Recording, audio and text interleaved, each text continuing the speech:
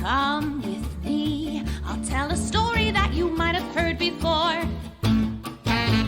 Graphically novel, but the same old trouble. Villains always knocking at the door. Pretty pictures on the page, but nothing ever stays the same.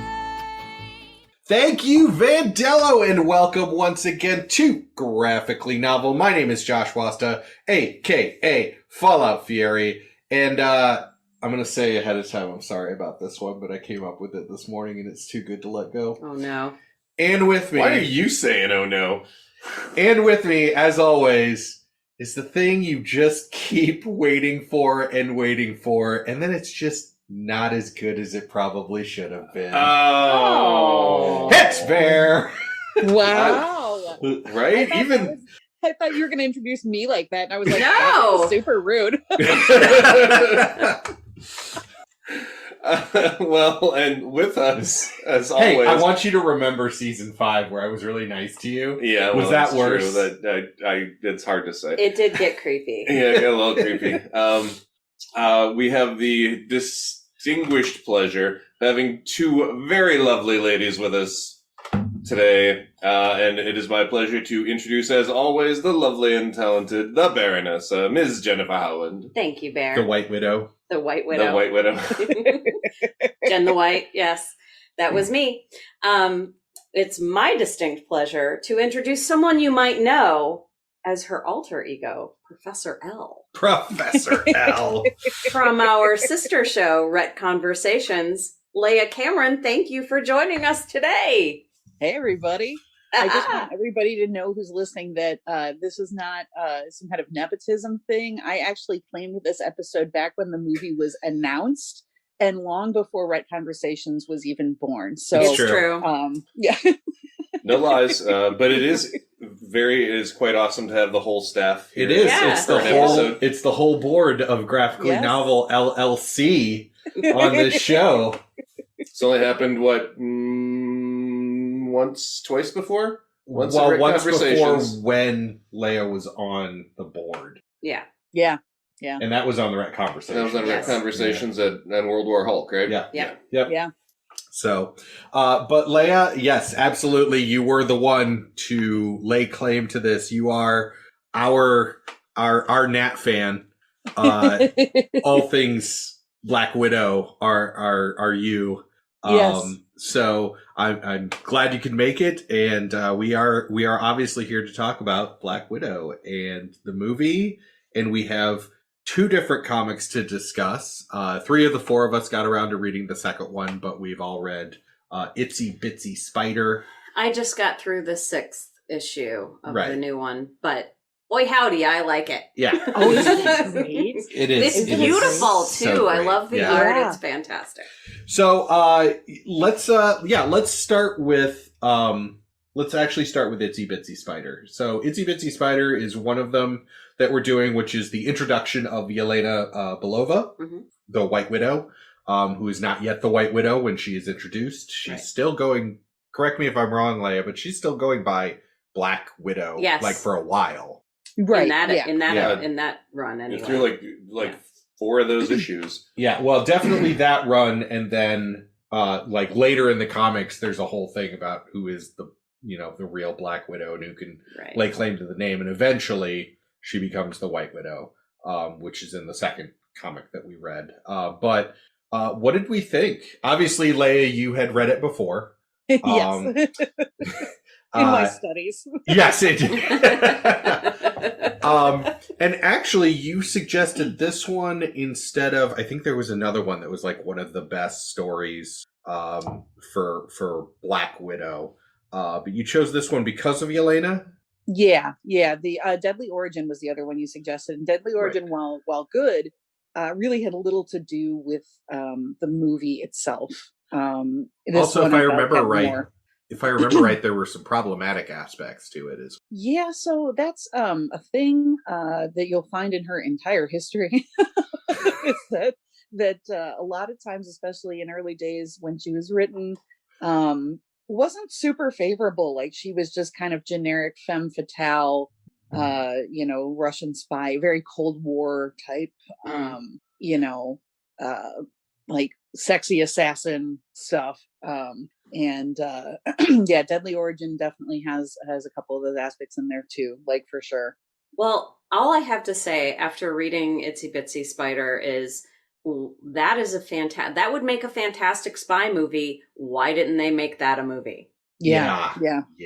Because that was awesome. That wasn't it? Like approaching James Bond levels of awesome. You've got the, Russian heads of state, the US heads of state. I mean, it had all of the Hollywood necessities for a spy movie.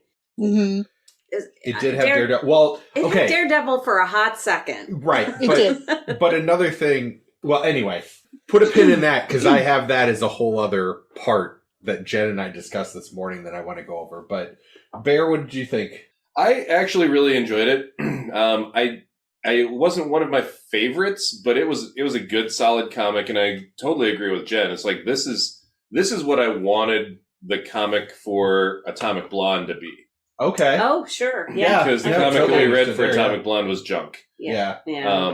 But yeah, I would have, if this would have been the comic. They made such a good movie out of it. Yeah. You put Charlize Theron in there and it's hard to not make a good movie. Well then stay tuned when Bear watches the Fast and Furious movies that have Charlize Theron in. Woohoo! Yeah. Stay tuned for this series comes with a 3-drink minimum per movie. And we're going to watch at least 3 in a row. Yay. But yeah, I was a fan as well. The thing that struck me also is just how quick of a read it was. Like it was not, I mean, even for, I think it's like 200 pages. I've had other comics that 200 pages just takes me. No, that was only like 70 pages. Oh, was it? Yes, okay. It was 70 pages. Okay. Well, I've had other ones that are 70 pages that felt like 200 pages. I was going to say, I read 200 Phoenix. pages and I started to sweat because I was like, wait a minute, did I miss an entire No. 3 books out of this series? You did not. No, it was just like, I mostly was thinking of like 70 pages of Alan Moore feels like, oh God, feels like the Bible. Well, that's in Hebrew. because his text is like, you almost need a magnifying glass to read it. Yeah. In the panels. Yeah. And then he's got like 12 panels to a page and there's a paragraph in every panel. Right. Well, and even when action's happening, there's like a page worth of dialogue going along with the action. So yeah, like a Straczynski-esque there you go. book. Because my God. Yeah. Or like Tolkien, which I know a lot of people like Tolkien, but my thing about Tolkien is he writes a gorgeous story about a beautiful forest, one leaf at a time. So anyway, getting back to one of the things that had been brought up, Bear, when you mentioned Daredevil, I don't know if you remember, because this goes all the way back to our second episode. This goes all the way back to Jessica Jones. But do you remember Jen asking about the term Cape Chaser? I don't. It was in reference to Luke Cage. Carol Danvers basically says that Luke Cage is a Cape Chaser, and the whole thing is because he just keeps dating other superheroes. Black Widow is a Cape Chaser due to her history. She has dated Daredevil. She's married to Alexei, the Red Guardian. She's dated Bucky. She's dated Clint, or has it just been okay? Yeah, she's dated Clint. I'm sure somewhere in there was Steve. I mean, I think they did have a brief flirtation. But it was very, very brief. Whereas Luke Cage was kind of the hero to plug in to get into somebody else's comic because, he's dating them now, so he's always showing up in this team book or whatever. Black Widow is the opposite, like the female version of that, because she was dating everyone. Yeah. She dated quite a few folks. That's for sure. Well, and there's a famous panel that is passed around now that's from I want to say the 70s. I may be wrong on that. Of Daredevil, No, you're completely basically correct. Daredevil slapping her ass and telling her to go get him a sandwich. Yep. Yeah, that's that was picturing that with I'm picturing that with our current, Netflix Daredevil and Scarlett Johansson and just watching the fight that ensues after that. Yeah, that would be pretty epic. Well, It would be good. So as we go into the Black Widow movie, I also wanted to talk about kind of the MCU history of Nat because A, we have the perfect person for it. The ups and downs, but B, I have recently watched like all of the MCU movies again, and Nat's not a great character in most of them. Yeah, absolutely. Like in Iron Man 2, when she makes her first appearance, she is pretty much they pulled that character from the 70s version, like straight up. Tony literally says, "I want one." Yeah. And they were just like, oh yeah, let's like objectify, this sexy Russian spy or whatever. And it's very much I can't even say it was a product of its time. It was a product. They took a character that was a product of its time, didn't update it at all, and threw it in the MCU, and it did not go well. Sure. Yeah, so that's Iron Man 2, which I don't know how long it's been since you guys watched Iron Man 2. But there's a lot of problematic aspects of Iron Man 2. Yeah. Is that the one where he goes off and... No, that's 3. Yeah, that's the one where he's suffering from the PTSD of Avengers. Yeah. No, 2 is when he gets drunk and starts just using his blasters willy-nilly in the middle of a party. Yeah, I forgot about that one. And we've got, what's his name, with the whips. Yeah, Whiplash. Yeah. How did I not remember that name? She next shows up. She next shows up in Avengers, where she does nothing the entire movie. Like she gets chased by Hulk at one point, and that's her big scene. Yeah, and so she goes and recruits him. She does go and recruit him. Typical spy shit, and he's got her pegged from the moment that he walks into the building. Yeah, right. And the thing that kills me is that some people use that scene as a justification for, you can tell that they were immediately in love when that first scene happens, and I was like, how Sway? How? Yeah. I want you to explain yours. I want to see somebody that says that, and I want them to explain them damn selves. Because he didn't rip her limb from limb? Because she didn't shoot him in the face? Yeah. That's love, Bear. That's love. Apparently. Anybody who's talked to me for more than 20 minutes knows that I absolutely hate Age of Ultron. Yes. I will tell people in the grocery store line that I don't give a fuck. We will get to that in a second because that's the next one up. But the one thing that we do get a glimpse of Nat in Avengers is her scene with Loki, where she tricks Loki into revealing his plan. Right. That's kind of her starring moment in that, which is great. And it does, kind of give us, kind of a view into how she manipulates people. Same with the beginning scene where they call her in. Right. But yes, then we get to Age of Ultron, which I will cede the floor for the rant that is coming. I want to hear this. I haven't gotten to hear this yet. Everybody is just acting wildly out of character from the first minute of the film, and it never stops. I think the only person who wasn't really acting wildly out of character was Clint. But that's neither here nor there. That's for a totally different episode of the podcast. But the weird flirtation between Black Widow and Hulk was so awful. And Joss Whedon did what I can't stand when writers do, is like, oh, we have a solo female, so we got to pair her up with somebody. And it's like they put names into a hat and pulled Hulk's name out of it. It was like, she's in love with Hulk. Yeah, that sounds good. And if you have to inform your audience constantly that, as these two characters are deeply in love, despite us never showing that at any point in the previous films, that's terrible writing, first off. And it's terrible characterization, second off.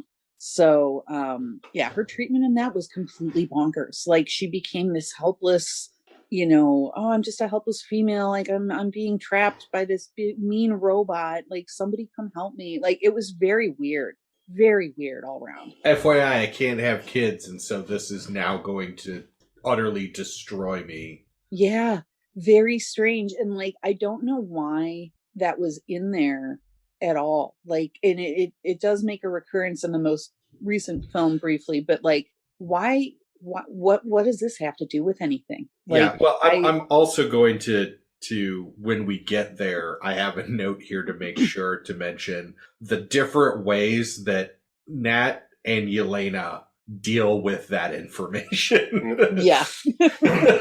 One of the things that you pointed out, though, I want to. I'm not defending Whedon at all in this statement, but I think it's honestly probably has as much to do with the Hulk as it does with Black Widow herself. Is that anytime that you see the Hulk in the movies, except until we get to like Endgame, he almost always has, like, Banner has some kind of romantic interest. Sure. And I think that was probably the easiest thing to do. I think that's part of the reason why Whedon did it. I think the main reason Whedon did it, you're absolutely right, is he's, women can't be autonomous at all. They have to be paired up with somebody. That's just the way it works in his mind. Yeah. But I think that probably kind of helped feed him to it, because, like I said, all the other movies that you see the Hulk in, up until we get to Endgame, until the last two Avengers, is he's always got a romantic interest somewhere. Yeah, I think it was just a case of like, we don't know what to do with these two characters, so let's give them a romantic subplot. Like neither of them had quite enough to do in the movie, so they were like, let's just do this. And boy, did that not work out. I was not happy about that. Yeah, it was real fucking awkward. Yeah, especially because, and again, like, this is, maybe I'm just too much of a purist, but there was never any comic book precedent for that. It never happened. It's not a thing. Like, well, not even and close. Yeah, and also that is really her only job in all of Age of Ultron, is tending to Banner. Yeah, that's it. Yeah, yeah, and getting kidnapped. Right? Who could forget? So then we get a lot around to Civil War, which admittedly... Oh, you skipped one. Which one did I skip? Winter Soldier. Oh, yes, you're right. That's the big one. Yeah, it is the big one, because that's where she actually starts to take more of a role and more of a lead. Interestingly enough, also the point where Scarlett Johansson is more involved in being a producer on most of those films. But yes, you're right. This is also the first time that she starts to like have any sort of personality or sense of humor. Yep. This is when she becomes a person. Right. Which even then is still, it's not a fully developed sense of humor. I mean, it's more like a just really sarcastic, wry sense of humor, but not, she's still very stoic in most scenes. Yeah. And that's very Russian in culture, which I can appreciate. I was like, okay, I kind of get this. Like, I have had a couple like genuinely like Russian friends, and that's just kind of how they act.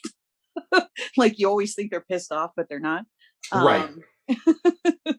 But yeah, no, I liked this one. Like, it showcased her friendship with Steve. It showed that she is capable of like being friends, joking around, being human, and that in a lot of both comic books and in the MCU depictions of her previous to that point, like her characterization sometimes was like non-existent.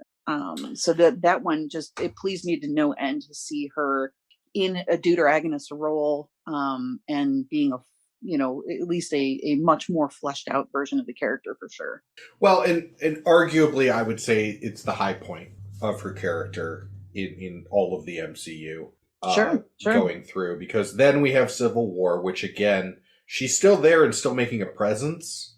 She's the person that flips at a critical moment, but I don't think her devotion to S.H.I.E.L.D. would have been a good motivation had S.H.I.E.L.D. still existed at that point. Right. Right. And it seems like her decision to go with Tony initially just is not fleshed out very well. Right. And it's weird because see our RetConversations on Civil War One. Yes. She in basically Civil had the War Spider-Man role from the comic. Yeah, that's 100%. Like it was she in the comic book of Civil War, she took Tony's side for completely different reasons. But I think they decided to just keep with that. They're like, oh yeah, she was on Tony's side in the comic book, let's put her here, even though the character in the MCU doesn't really belong on that side. I feel like they had to like throw her in just to make the sides a little bit more even. I agree. I completely agree, because I think if she were on the other side, it would have been a completely different story. Right, Yeah. but it's also a lot of set pieces, right? Like, you got to have her and Clint on opposite sides to have their moments, because they are, while they are not a romantic couple, they have a very strong relationship, which, shout out, I will say, the credit that I will give is to the relationship of Black Widow and Hawkeye in the MCU for having a platonic relationship that's that close. That's that close and never really is even hinted at becoming romantic, and is very spot on. Like, his kids know her. Well, but back up a little bit, because I didn't know anything about the comics, anything about what was supposed to be happening in the MCU. And when I saw them being, like, they weren't being flirty, but they were being very genuine with each other. And I'm like, did I miss something? Are they in a relationship? And it wasn't until they start talking about his family that it's clear that they're just very dear friends. Yes. Well, partners also. Yeah. And then you really get that, as we'll get to in Black Widow, where it really susses out. Without him even showing up, Clint is a character in Black Widow. Yes. His presence is always kind of there, which is really cool. Yeah. Really awesome way to do. Especially since, Jeremy Renner was having issues around the time that that Black Widow was coming out. So was he doing renovations? He was not. He was getting Me Too'd. So yeah. So he should have been doing renovations. He should have been doing renovations, yes. Oh my God. Jokes that nobody else will get. Hey, there are at least 2 other people who will get that joke. So Civil War was weird. Obviously Black Widow takes place between Civil War and Infinity War. No, between Infinity War and Endgame. Is it? I thought it was just after, because that's when Ross comes after her for violating the Sokovia Accords. That's why. The Sokovia Accords still exist, even though the world's been snapped. That didn't change. Interesting. I could have sworn that it was just after. No, because she says, I have friends in jail. I have to go get them out. Yes. At the very end. Friends in jail. Yeah. Yes. She's the one that breaks out when she goes to get the she gets her Quinjet. Right. She goes to help Steve break the other 3 out of the raft. Why am I blanking here? I am totally blanking. Yeah, the very end of Black Widow, she the dude that she's been having a business relationship with, that she finally calls a friend, gets her a Quinjet. And she's talking about family, and she says, I have 2 of them now. I have to go and help put together my family, and I have to get some people out of prison, basically jail, because they're on the raft. I'm going to Google this. I'm not saying that I disbelieve you, but no, I understand. I'm please play some hold music while I'm doing this, because well, if we just all stay silent, then I can just edit the silence out. But why would we ever do something like that for you? It would just be too easy. It's because of the introduction, isn't it? Yeah, a little bit. A little bit, yeah. Maybe. I don't know whatever would make you think otherwise. I don't know. You're right, and I'm wrong. I don't know why. Don't say that too loud in front of him. Don't say that too loud in front of him. Whatever. It's being recorded. I can go listen to it over and over and over again. That's true. That's true. You can just edit out the part where I was wrong. No, you're completely right. No, you're that I was thinking of something completely different. So we have Infinity War and we have Endgame, where, I mean, it's a gigantic ensemble, so I understand. And the two things, really, it's her death and the fallout from her death that means, a lot more in that. And then, of course, her death means a bunch and then is overshadowed almost immediately by Tony. Yeah. It was just such a footnote. It was they did my girl such a disservice. Like, they did a dirty. Yeah, they just, it was like, oh, Nat's dead. Oh, everybody's kind of mad about that for 15 seconds, but also Tony's dead, so let's go throw him a lavish funeral and with absolutely everyone. Yeah. And no mention of Nat at that funeral either. Yeah. No, nothing. Not at all. It wasn't our two fallen friends. It's just Tony. Right. Well, then afterwards there was just oh yeah. I tried to bring her back. Yeah. So then we get to Black Widow, which I'm going to start this off by saying something that I said to Bear the other night. It's a little controversial, but I watched it for the first time, with you, Leia. You and some friends from Chicago were here, and we sat down and watched it. And it ended up being kind of disappointing. When we got done with it, we were like, okay, well, that was that. For several different reasons. Sure. I enjoyed it more the second time, but at the same time, I don't feel I ever need to watch it again after the second time, because I found my joy, and my joy is Florence Pugh as Yelena just being the greatest part of that movie. But that's kind of it. Like, I know I'm going to get more Yelena. I really don't feel that the story was Nat's. I think it was Yelena's story. Yeah. Using Nat as a backdrop for what we knew. But I'm curious if you have watched it past that first time and if your feelings have changed. So I actually have not. I only watched the one time because I don't think it's available for free on Disney Plus yet still. It is now. Yeah. It is now. Yeah. Okay. Yeah. But I remember it pretty well. And so, initially, as you know, I was very, very hyped for this film because finally, we are getting a Black Widow movie after decades of, girls don't market well and girls' superheroes toys don't sell. So that's why we're not making any female leads, that kind of thing. Right. And then a fantastic Wonder Woman movie and a mediocre Wonder Woman movie and Captain Marvel. And then Birds of Prey, and you got, yes. Right. And so we get this film finally. And this film, I enjoyed the film. I definitely had a good time while watching it. It wasn't a bad movie. Right. It was not Thor: The Dark World. No, it wasn't Age of Ultron. It wasn't Age of Ultron. I agree. It was okay, but it could have been so much better, and they fucking made us wait for so long that it should have been. That I was just going to get to that part of this would have been a great film to release immediately after Civil War. Absolutely. Mm-hmm. And the fact that it was an afterthought that was tacked on after, I don't even know how many movies came in between Civil War and this one, but several films. What ended up happening is that the impact of the movie was literally zero. It had no stakes impact in the greater MCU whatsoever.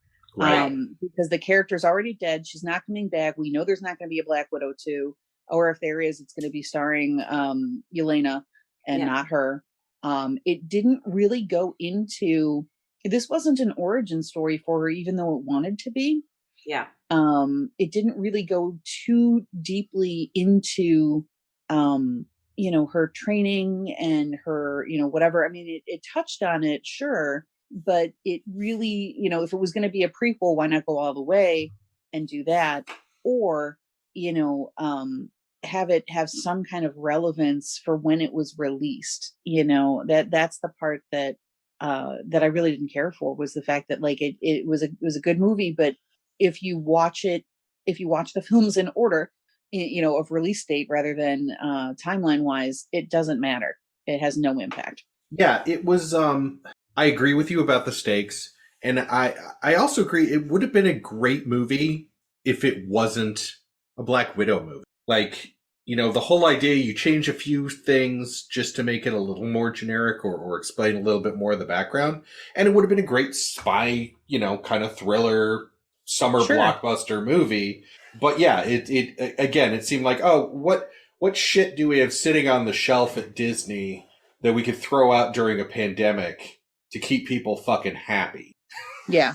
Well, even prior to that, when the movie was announced to be in development, that was pre-pandemic, and it still would have had little impact because they announced it, if I remember correctly, and I could be incorrect here too, but I feel like they announced that the movie was in production after Infinity War started production.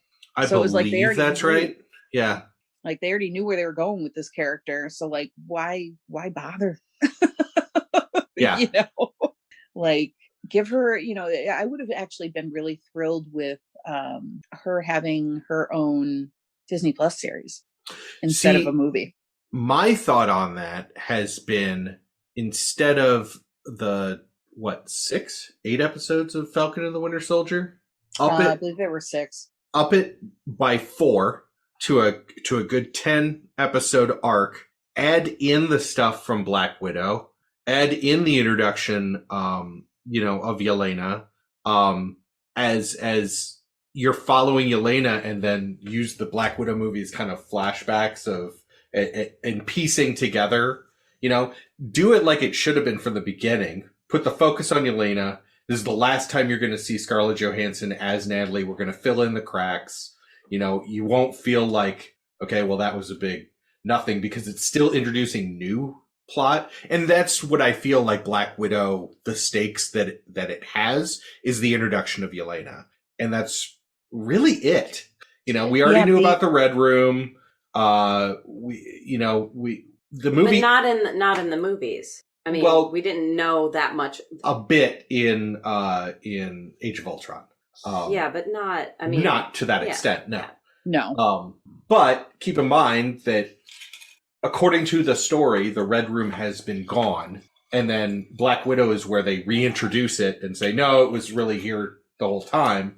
You know, you could just introduce rogue, newly freed widows, you know, as something that Yelena is dealing with, that Bucky and Sam run into as part of this whole thing. Maybe a couple of the widows were working with the Flag Smashers. Well, it would have made perfect sense, actually, to do it that way. And here's why, especially in terms of if you're going to throw in Sam and Buck.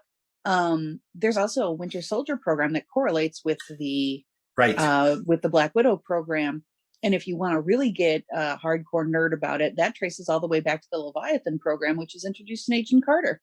They had a lot of stuff that they could have worked with in terms of just Red Room and Winter Soldier program. Everything that was going on with those two things, they had a rich amount of material to work with just on that alone. Like, I would have loved to see a movie that showed how the Leviathan program became the Red Room program and the Winter Soldier program. Like, that was already in development, but in the 40s, post-war, post World War II, that would have been so cool. And it would have also given me an opportunity to see the one thing that I asked for the minute I saw Black Widow and Iron Man 2. Show her with Bucky. Please. Well, yeah. And that's also the thing, like, in my, because I'm a wrestling fan, so fantasy booking is just the thing that we do. Is for the first 4 episodes, Bucky and Sam do not meet Yelena. Yelena is a totally other character with a totally other separate storyline that you're like, okay, what's going on? And you're slowly introducing. Bucky is tracking down the Winter Soldier program, which has something to do with the Flag Smashers, work that into the super soldier serum thing that they're doing. And Yelena is actually tracking down the remnants of the Red Room. And then they meet at like episode 5 because they've tracked it back to the Leviathan program. So that's when they meet. Cool. And then you get some flashbacks from Bucky and his time with Nat, and you get Yelena and her story with Nat, and yeah. I just I would wanted watch that the comic. shit out of that. Yeah. Yeah. Yeah. I just wanted that comic book arc where Bucky trains Natasha. That's all I wanted. I just wanted to see that, like the romantic shit. Of course I would have wanted to see that too. I'm not even gonna lie to you. Right. But because it was so important. You're not for a both those monster, characters. Leia. I know. It was so important for both those characters, especially when Bucky was Bucky Cap, which is where I thought they were going to go until they didn't. And I was like, well, they have to be together because she is such an important part of him being Bucky Cap that like she has to be present for that. And of course, they didn't go that route. Well, okay, so we've talked about Nat extensively. We've talked a little bit about Yelena, but I liked David Harbour. Oh my God. As the Red Guardian. I thought it was amusing. I agree. Did he really need to be in it though? You know, the only thing I can think of is to why he needed to be there. So the complete alteration of his origin as well was also a little jarring. Right, which Jen was reading the newer Black Widow like, comic. But wait, what? Yeah, and she was like, wait, she's married to Alexei? I'm like, yeah, he was not her surrogate father.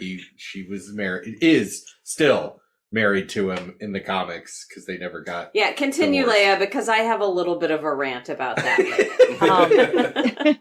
So in the comics, Alexei Shostakov, yes, was married to Natasha, but that was more of a state-sanctioned order rather than a romantic relationship. Like they were not in love; they were married because the Red Room said that they had to be, and that's how that worked out.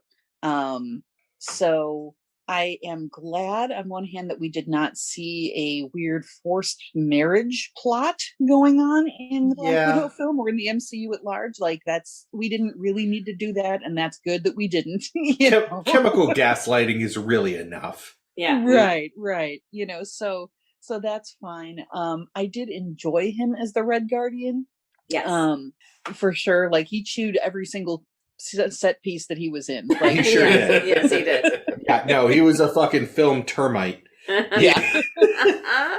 I mean, which is great. I mean, David Harbour's just fantastic at that. And it's why this show will go on record as supporting him as Hellboy. Still, we will not compare him to Ron Perlman, but he was a damn good Hellboy. He really was. Yeah. He was a good Hellboy. We will not compare. No, right. That's not fair. But yeah, I mean, and especially towards the end when like they're like, you have nothing to say, and he's like, I just screw it up. Like he knows he's a fuck up. Yeah. And that's really endearing to have somebody that in their character arc just kind of, you know, he knows he's all bravado and everything, and he lets that down just at the very end, just for a little bit, just to show that, yeah, I know. But what are you going to do? Right. You know? Yeah. This is who I've been made into. So do I walk away from this and be absolutely nothing? Or do I continue this farce and be this thing? Right. But I guess other than to have him in there, you know, other than to have Crimson Dynamo in there and Comic Relief, which also Florence Pugh was adding a lot of, what was his purpose, I guess, in the movie? Like, why... Well, I think that I'm sorry, go ahead. No, I think that it further explained like the whole dynamic of the state sanctioned or state created family.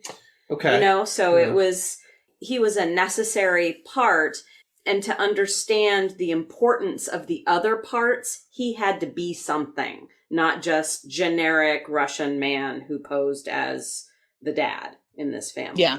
I also do have a stake. I also do think it harkens back to some of the or it's a nod to some of the Cold War spy stuff that was going down, like at the time, you know, planting these families essentially that were really spies, you know, in different locations, you know, in the US and things like that. Because appearing to be a family kind of puts them a little bit above suspicion. You know, it's one thing to be a solo person who, you know, never is home and always has the lights off and stuff like that. But if you have just a normal suburban family, well, what's, you know, what could possibly be going on with that? You know, a lot of people said that, and I've never watched it, but a lot of people said that the original, like the first 20 minutes could have been lifted from that series, The Americans. Yeah, which Oh, I haven't okay. watched, but Yeah. this actually did make me more interested in those kind of stories. Like, Sure, I might yeah. watch The Americans just because I've watched Black Widow. Mhm. Honestly, I think the other part of his reason for being there. I agree with everything everybody said so far, but I think the other part is I think it's just a tad bit more shallow on top of that, because I don't think that we can have. I think he exists partially to be part of her origin story, which they're really just nodding to. They're not really doing Right. a full-on origin story, and you can't have someone as amazing and brilliant as the Black Widow be the child or even surrogate child of just a Russian dude. Like, it has to be somebody bigger than that. It has to be somebody more than that. So you're hearkening back to Rey and Star Wars. Yeah. Yeah, no, I mean, I completely agree. I feel like that there is that entire, quote unquote, air quote, family unit. Right? Each of them Do not talk back to your mother. are spectacular. Like, each of them have a great deal of importance to the Russian state. Yeah. And the Russian state's plans. And the fact that they were all put together is that I think the Russian state recognized that just putting some 3-year-old kid in this family is not going to work. And it's not going to achieve what they're looking to achieve. But yeah, no, I totally agree with you there. So, rounding out the family then, let's take a section. Let's talk about Rachel Weisz. How do you not love her? Well, I have some issues with the character, not the actress. The actress was spot on. Yes. But as the Iron Widow, I do question, you have devoted at this point, 20 some years of your life plus more. Yeah. Well, 20 years since things, more than 20 years since things have happened. Your surrogate family comes back and all of a sudden you're like, I'm on your side, with really no Reason. Justification at all. Yeah. Like, I don't know if that was just scenes on the cutting room floor. I think that they attempted to show that she did have maternal feelings for for the two girls. Mm-hmm. In that scene where she basically showed how fucking scary she was by saying, okay, the pig, you're going to come in here. We love you, pig. Okay, stop breathing. Yeah. Oh, he would have lasted a whole, 17 more seconds before he suffered brain damage from not breathing. Yeah. Yeah, it's... I wanted to see more from Iron Maiden. I wanted her to actually be called Iron Maiden at some point, but I also understand that that might not have... Right. Have some copyright infringement. Yeah, a little bit. But yeah, like I wanted a little bit more from that character and didn't quite get it, Right. Yeah. I mean, it's also interesting that you don't get as much when, breaking it down and just looking at the main characters, ignoring like henchmen and all the secondary stuff, right? There are only 6 characters in this movie. There's the family of 4, there's Dreykov, and there's Antonia. There's Taskmaster. Yeah. And that's really it. So the fact that you're not spending a little time to just kind of give us the background, like, give me more background on Melina. Like, tell me more about the Iron Widow, and you can spare 3 or 4. Iron Widow or Iron Maiden? Iron Maiden. You can I spare. want to call her Iron Widow all the time too, because Iron Maiden is a band. Right. But Excellent.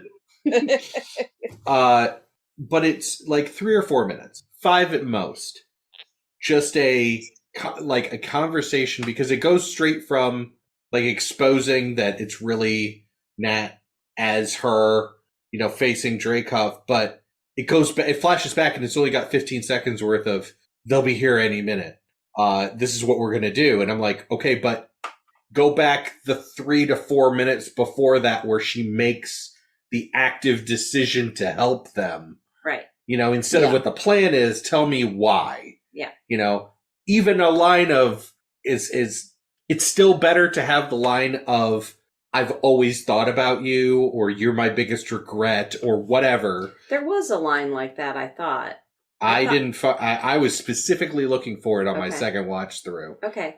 Because I do feel like there was a moment of, that regret of not being there to see the girls growing up and that she missed them, and that there was a connection there beyond duty and a job. See, you don't even have to say it. Like, I'm just That's what I'm spitballing saying. and thinking about it. Like, Nat and Yelena are just walking around her house, right? Yeah. So maybe in her bedroom in a drawer is like, she has been following their progress through the red room because she has access. Right.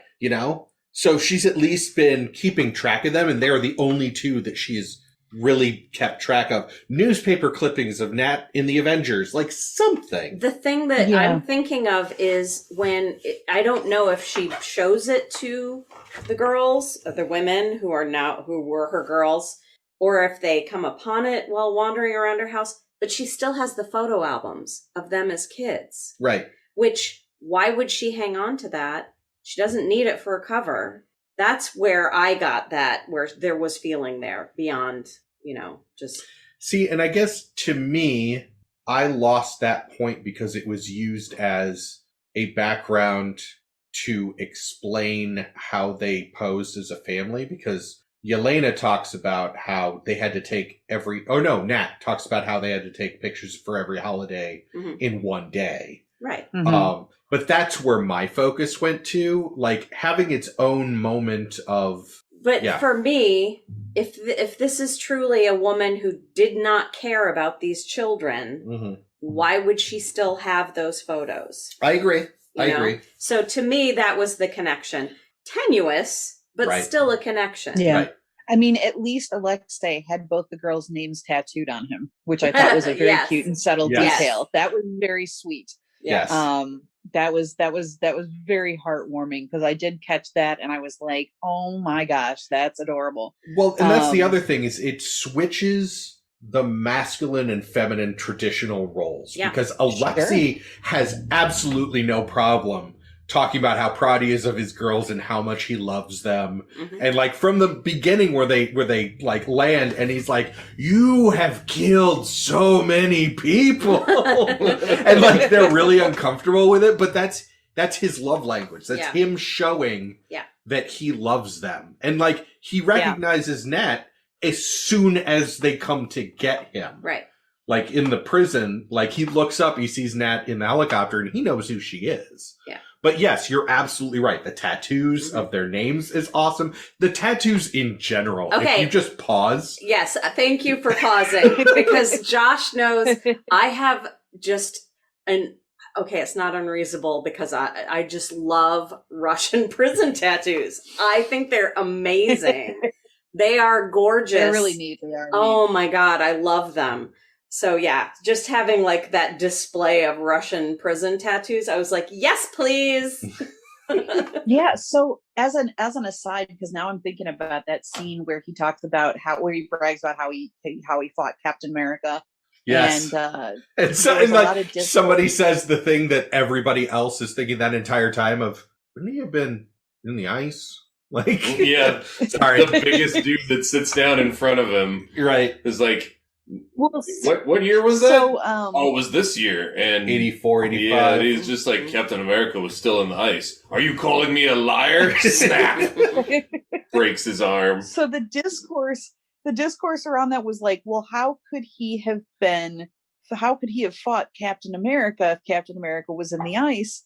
And with people saying, like either he was just lying to be braggadocious essentially, or whatnot.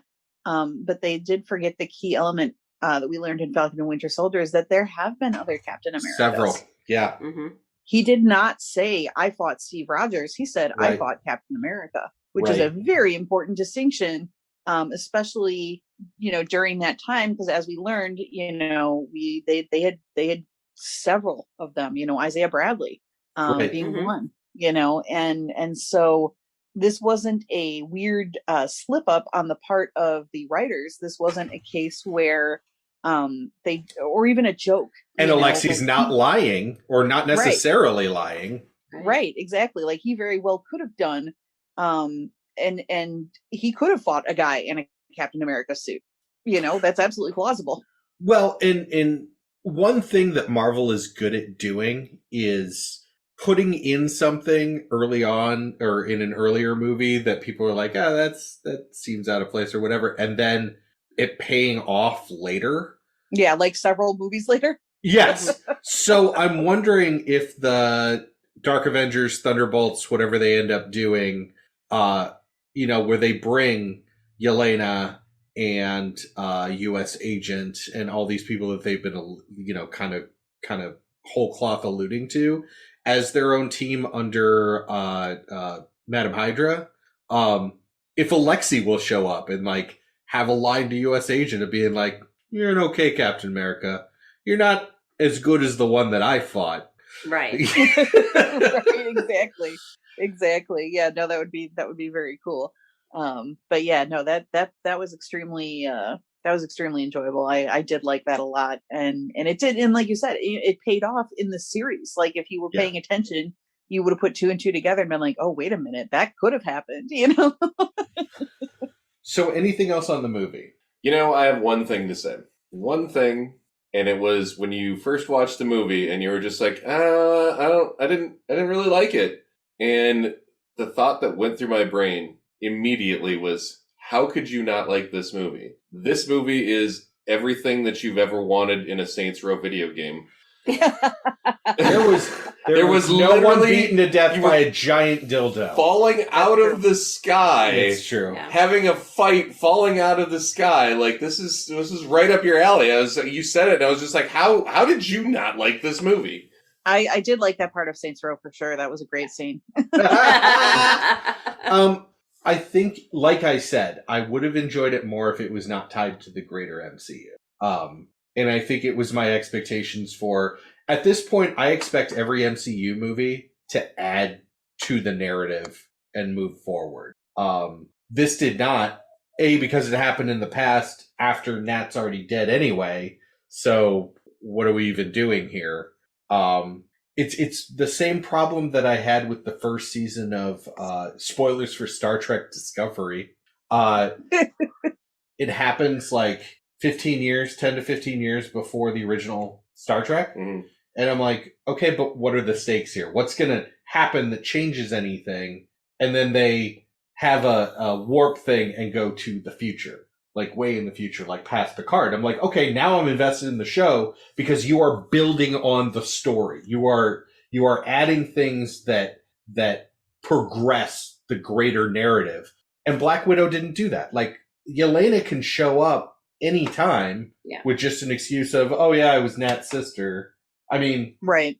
But she doesn't even need that. Yeah. That's the thing that was disappointing to me. I was excited for her introduction, right? But this was not I didn't think, even though that's kind of what the movie felt like it was about. Yeah. And I didn't think it was that. I feel like there could have been better movies to introduce Yelena. Agreed. Totally agreed. Like, I wouldn't have been mad if they introduced her in the upcoming Hawkeye series. Yeah. Right? That would have been appropriate, and I would have been okay with that. Yeah. Which reminds me to check if she's going to show up. She is going to show up in Hawkeye. Mm-hmm. Oh, good. Yes, she is. I can't wait for that show. Oh, yeah. It's going to be so good. Okay, so I do want to talk a little bit about, what it'll be is the three of us telling Bear why he should read the new Black Widow comic. So Leia was the one that told me about it, and she was like, she just sent me like basically frames from it, but she's like, this is fantastic. It is a great spy Black Widow. It's got Fraction's Hawkeye that shows up in it. Bucky shows up in it. Yelena's in it a bunch. I mean, it's the long kiss goodnight. It is. Yes. Very much so. Okay. Now I also need to get into what the fuck Alexei. Yeah. Okay? Because he is listed as enemy, ally, husband, ex-husband of Natasha. Father. Yep. And no, not father, and not in this one. Not in the comic. Not in the comic. Not in the comic. But my argument is, if he is sometimes ally, these people all know each other and their history. If he's actually working to protect the Black Widow, how are the other baddies blind to that? Because if it's happened in the past, how is he not?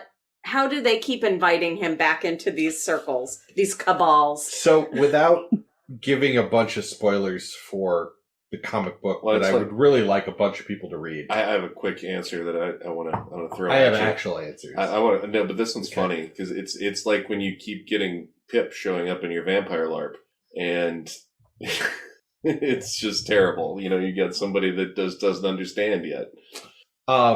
There are two greater sins before that one. I do not have an actual answer, but there are two greater sins before that. The first one is if you have somebody unconscious in front of you to the point where you're going to put them in a lab and maybe implant stuff in them for 4 weeks, you can't then talk about how they're unkillable because you could have killed them when they were unconscious and under your control. And I had a number 2, trying to remember what it is. Was it a solid number 2? No, always lose. I should add too, if you are looking to, if any listeners are out there looking to pick up the latest Black Widow run, it is the one being done by Kelly Thompson and drawn by Elena Casagrande. Yes. And it is gorgeous. Yes, it's gorgeous. I really like the art. It's an all female team, which I really appreciate. There's no single person that's working on it, I don't think, that isn't a woman, so that's very helpful. Because this time around they actually get the characterization correct. They pull up a lot of long-standing loose threads and finally tie them together, or tie them off as it goes. And it's a really, really brilliant little piece of writing. And it is ongoing, so it's not done yet, which is great. I love that. Well, and I'm only 6 issues in, so I still have a little bit to go of what's out there still. Yeah. But I'm liking it a lot. You've at least gotten through the first arc because they just started a third. So because I have them all here in front of me. So I'm on 11 was the most recent. 12 this week. 12. Oh, 12 was this week. That's right. Oh my God. I gotta go to the store. Ooh. But the other question I had, which is completely aside and really not that important, but what the fuck is up with Weeping Lion? Oh boy. He's not great. He's terrible. Great. Also, I love there's like this little, like I think one panel where they're like, apparently he's his dead cousins in one body. Yeah. Yeah, he wears the skins of his cousins. And didn't well, but that's not what this says. It's like it's all of them in one body somehow. And that Hawkeye's arrow to the eye through his viewfinder on his sniper rifle didn't kill him. He just lost an eye. And I'm like, lobotomy much? I mean, come on. I'm still stuck on wearing the skins of his cousins. Well, it didn't look like, because he was wearing a balaclava. He wasn't wearing, like, in the comic, he's not wearing... It's not like he looks... the balaclava made out of skins? No, it looked like it was knit. Oh. It's not like, what was the name? Buffalo Bill in Silence of the Lambs. It wasn't like that. He puts the lotion on its skin or else it gets the hose again. Yeah, he looked kind of like Vulture. You know, he was wearing like a coat with a fur thing around his neck and then the balaclava. You sure that wasn't just Pitbull? No. Okay, I was just checking. But I was like, what the fuck? And the bad guys in this run were like, I mean, Madam Hydra is legit, but the other ones were pretty lame. Weeping Lion is an old enemy of hers, so like he's kind of obscure. So I was surprised to see him show up. But I really did like the at least, especially in the beginning arc, the kind of reckoning that she faces with all of her past coming back to be essentially reconstituted into this false identity, and all of these past relationships that she's had with these with Clint, with Bucky, whatever. Right, with Daredevil, yep. With Daredevil, with Steve, with Logan, you know, and kind of, instead of, they could have taken the route that so many of her writers have done before and just been like, oh, it's because she's just a big hoe and she doesn't have any feelings. And, you know, so she was just kind of using them to get off or whatever, or to get information or what have you. But in this one, they actually did make her a person with feelings. Like, she has a child, she has a husband, like she has a life. Yeah. And it is all just an illusion, you know, and then it's all brutally ripped away from her. And she has feelings about that. It's not just like, oh, well, that sucked, but it's over now, you know? Right. Because, it's like, I there were a lot of details that were made, like, that made it very poignant, but also like Madam Hydra, there are a lot, I'm giving a lot of spoilers, but please read it because it's very good. But Madam Hydra's like, I have something big going on, so I needed her off the table. And it's like, you had her, like Josh said, literally, she was unconscious. You could have killed her. But it seems like there's something her off the table for those 4 months. But it's like, it seems like maybe Madam Hydra wants or needs her around for some reason. So, you know, that's the only thing that's the only plausible reason that I can come up with, that she wouldn't just gack her on the table. Yeah. So, like, just minor spoilers for the comic. Yeah.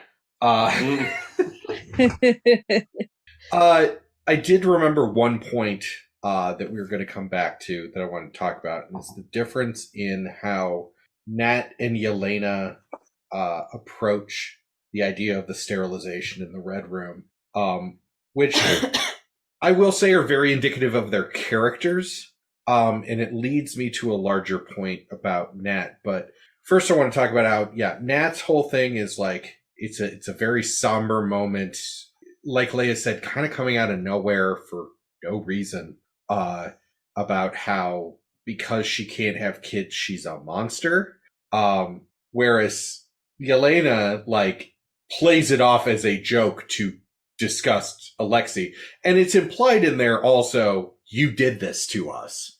Right. You gave us to them. And so this and you knew what they were going to do to us. And you knew what was going to happen, but I'm now going to go into intricate detail on all the things that they took out of our bodies and how, you know, but I wanted to touch on that for a second is because I found that very indicative of kind of their characters in general.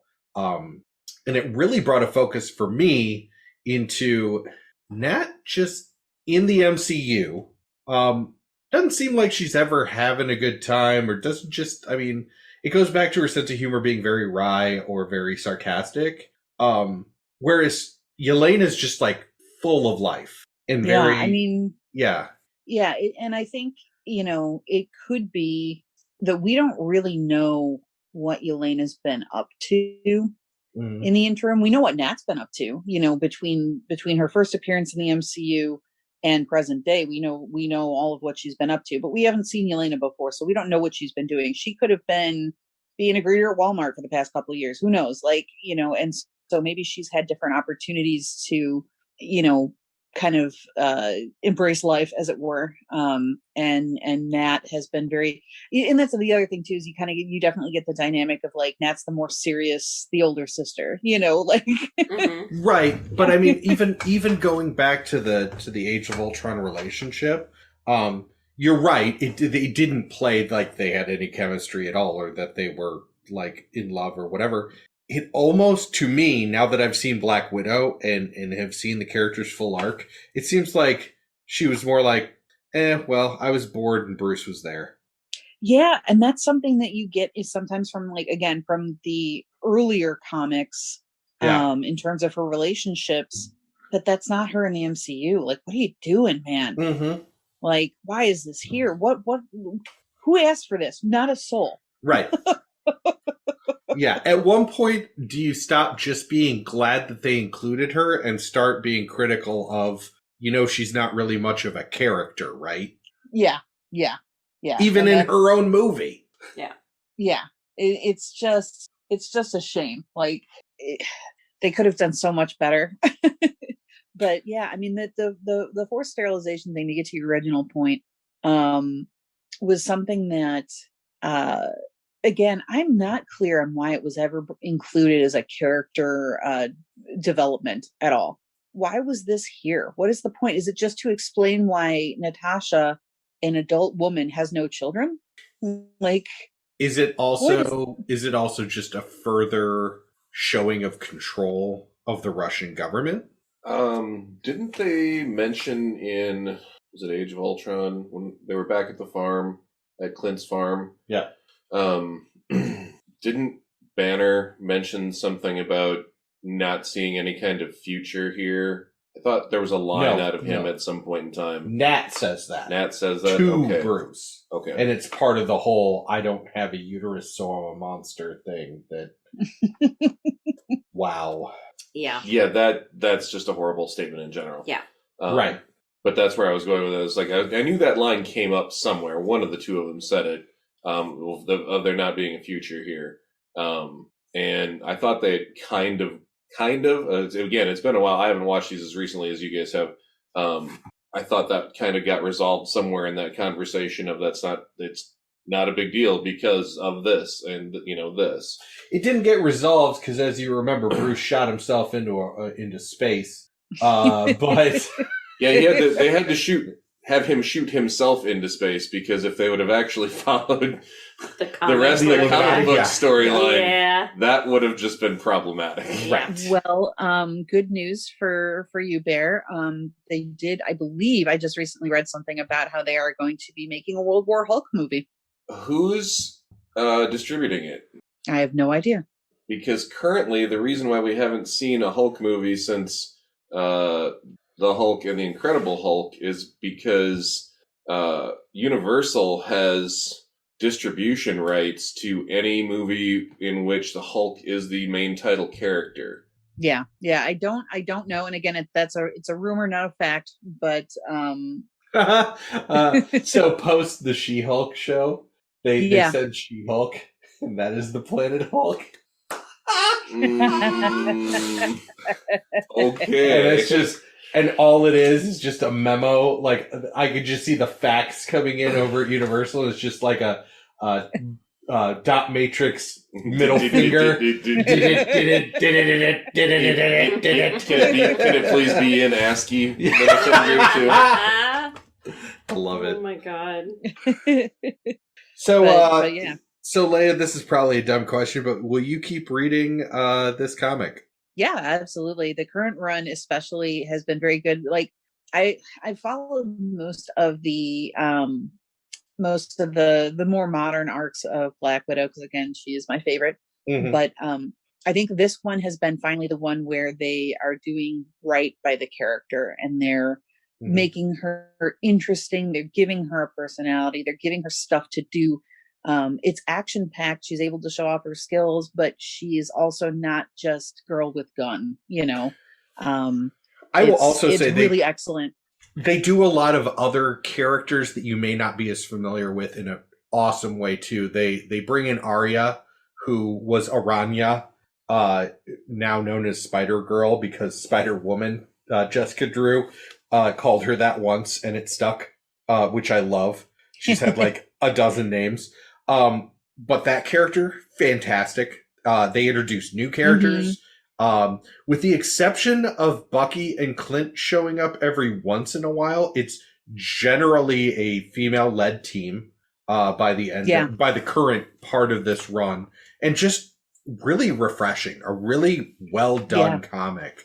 And even Bucky and Clint showing up. So this has been a little bit of a pattern in a couple of books that have come out previous to this. The original being Black Widow Hunt, and then there was a more recent one with Hawkeye and the Winter Soldier, and I'm totally blanking on the name, but it's very good. Where they are looking for Black Widow, like they are trying to find her for differing reasons. That was the one that I actually sent you.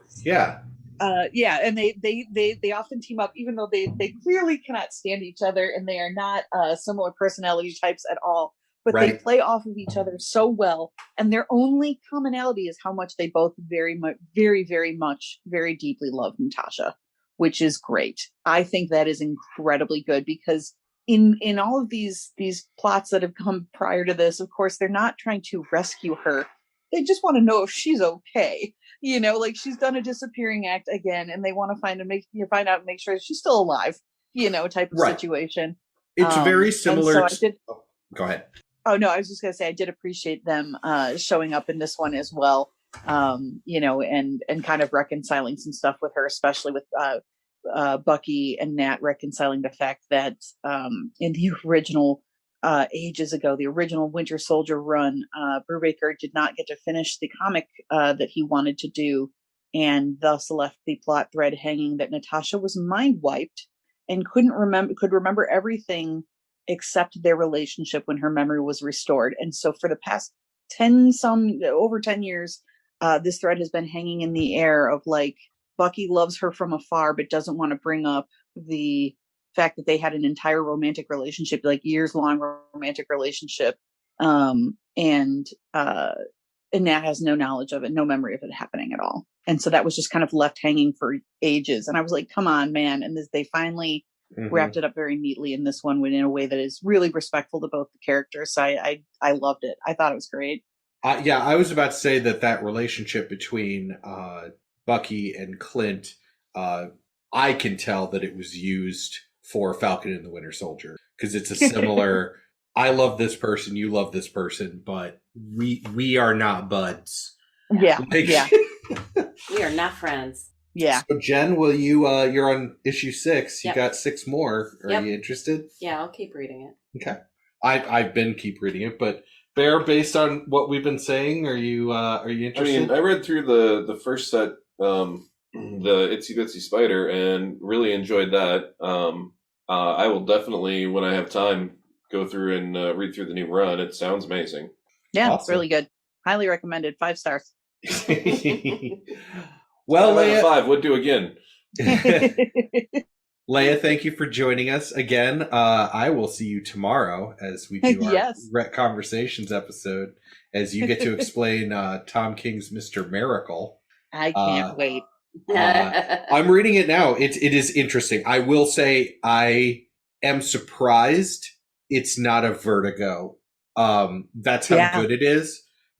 Usually when something's this good in DC, they shoved it into Vertigo. Just to give listeners at home an indication of how highly I regard this particular arc, somebody asked me at the end of the year in 2009 what my best comic, like what my favorite comic run was of the past decade. Like what did I think was the best? And I, if you know me, you'll know I'm mainly a Marvel person. I don't fuck with DC too much. But I was like, hands down, no hesitation, it was Mr. Miracle, that best comic book in the decade. And they were like, Wow. what? I've never heard of this. And I don't even know who the character is. And it's a DC imprint. Okay. So about 4 people went out and they bought a copy of it just based on my recommendation. Every single one of them came back to me and were like, holy shit, you were right. So I'm really excited to be discussing it for tomorrow. It'll be amazing. And we will be explaining it to a friend of the show, J.R. Cillian Green. Killian Green, yeah. The C. The C before vowel.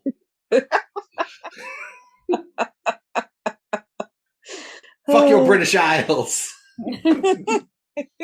But tune in next time to Graphically Novel, where we will be talking Loki. And in fact, we will have a Loki variant here to discuss Loki. Wow. We're going to do our best to make sure he doesn't get trimmed. Yep. Yeah. And all 4 of us will be here in the studio. No, Loki's actually coming here down from the frozen north of Wisconsin. The frozen, like, couple hours away. Yes. So, until then, take it away, Vandello.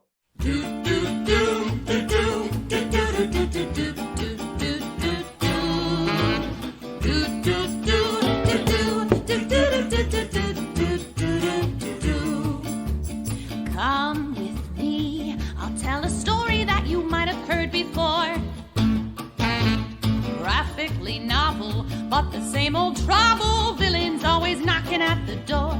Pretty pictures on the page, but nothing ever stays the same.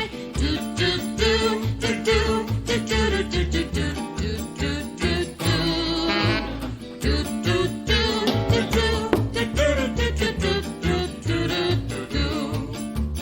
Come at me, now show you something you ain't never seen before. Right or wrong, or can't we all just get along? My mask is no different than yours. Pretty pictures on the screen, but nothing's ever as it seems. Do do do do do do do do do do do do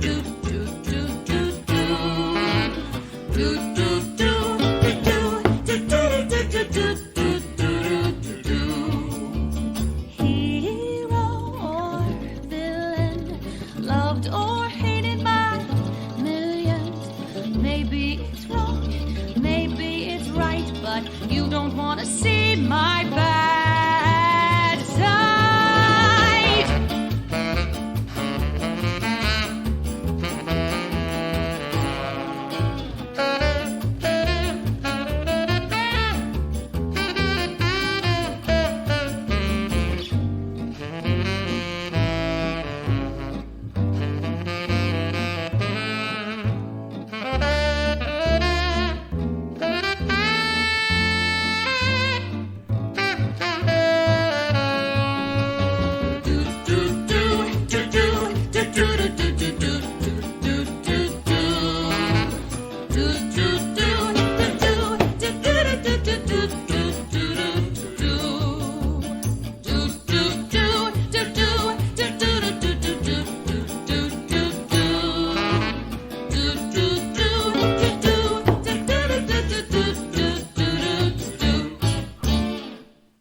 Okay, did that work?